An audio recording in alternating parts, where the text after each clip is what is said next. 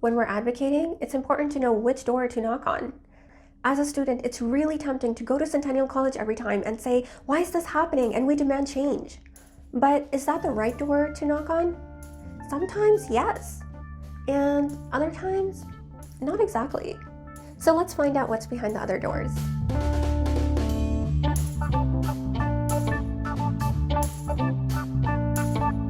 We can have Centennial College students facing difficult situations, like not being able to make an appointment with an advisor, or being graded unfairly for an assessment, or paying really high international student fees, or getting their visa rejected.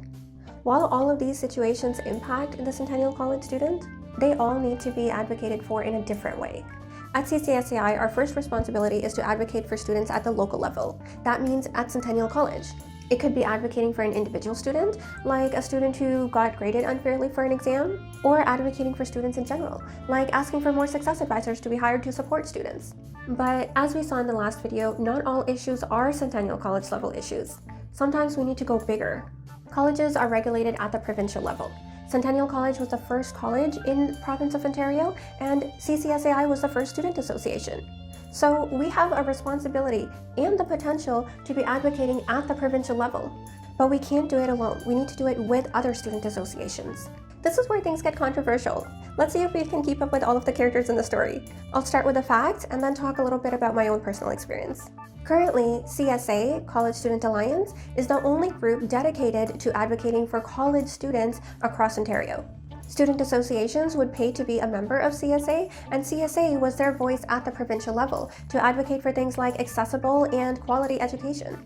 CCSAI was actually one of the first founding members of CSA way back in 1970s, and CSA had their first office hosted at Centennial. In recent years, student associations raised concerns with CSA, and their membership decreased. Actually, the 2019-2020 board at CCSAI made the decision to end the membership with CSA. And that's when Colleges Ontario stepped in. Remember, CSA was an advocating voice for student associations in Ontario? That means college students. Colleges Ontario is an advocating voice for colleges in Ontario. That means college administration.